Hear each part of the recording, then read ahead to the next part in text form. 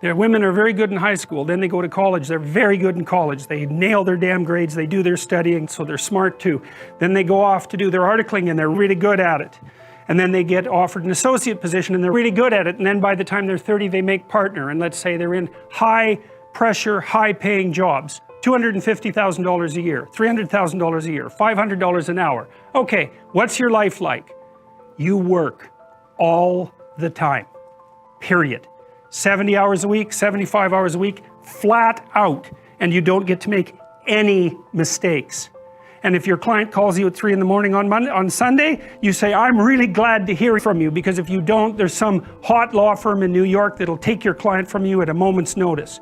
And the client is paying you, whatever, the firm, $750 an hour, of which maybe you get $350, and what they want is an answer about something really complicated. And you can say all you want about the fact that women have a difficult time with that because it's a male-dominant patriarchy. Any female lawyer who's hit 30 and is a partner that has any sense at all knows that's complete bloody rubbish. It's market determined right to the core.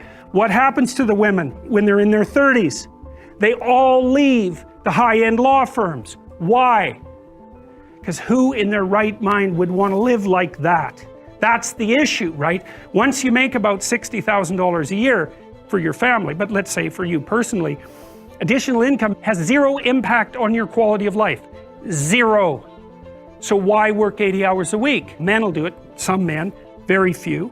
A handful of hyper-competitive men who are obsessed with hitting the pinnacle of the given dominance hierarchy they're in will happily work 80 hours a week, and they'll forego everything else. Relationships, family, children, way in the second category. And so those men are often very difficult to live with too, because they're so obsessed with their career. It's hard to have a relationship with them. And maybe they don't have much of a relationship with their kids, but they're damn good at what they do. And part of that is they're smart and disciplined, and they'll work non-stop all the time.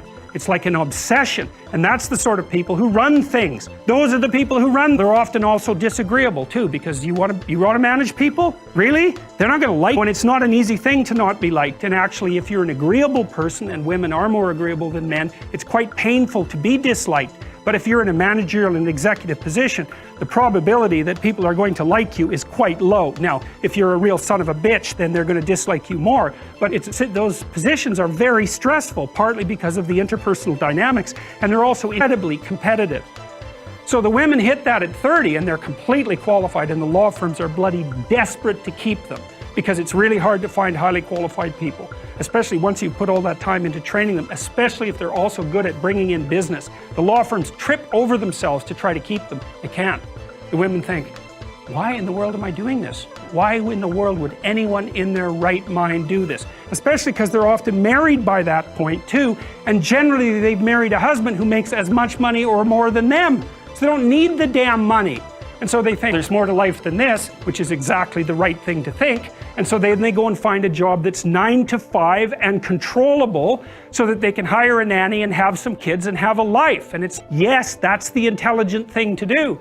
So we've got things backwards in our culture. We're thinking, at least in part, why aren't there more women in positions of power? Wrong question. The right question is, why are there any men at all who want those positions of power? Because it's not just positions of power. You have to be such a knothead to think that. Oh, it's a position of power. It's sure, but it's a position of overwhelming responsibility. And if you make mistakes, you're done. Right? It's not like you occupy that position of power and everyone does what they're told all the time and your life is easy. Forget about that. People are on your case to do exactly the right thing all the time, 100% of the time. And maybe you want that, and maybe you don't. So I don't know what people think is these people are all sitting in their offices with their feet up on the desk, smoking cigars and oppressing the world. That isn't how it works. Those people, they work flat out. And it's fine if that's what you want, and some people are like that. They're hyper-industrious people, right? From a trait perspective, no matter where you put them. If you put them in a forest with an axe, they just wander around chopping down trees non-stop, right? Because it's built into them. But if you want to have a balanced life, and you should want that, because the other thing you'll find, and this is God's gospel truth, is that the older you get, if you have any sense at all, the more important your family is to you. Like the utility of your career, maybe that peaks around 35 or 40, and it starts to decline pretty rapidly after that. And what happens, if you're fortunate, you have someone in your life that you love, that you've woven yourself together with, and you have some kids so that you have something to do from the time you're 50 till the time you're 80. And so it's a real mistake. It's a barren future without children, man, I can tell you that. It's a real mistake. And so we do a terrible job of say, putting that image forward and saying, yeah, because women have access to the birth control pill now and can compete in the same domains as men, roughly speaking, there is a real practical problem here.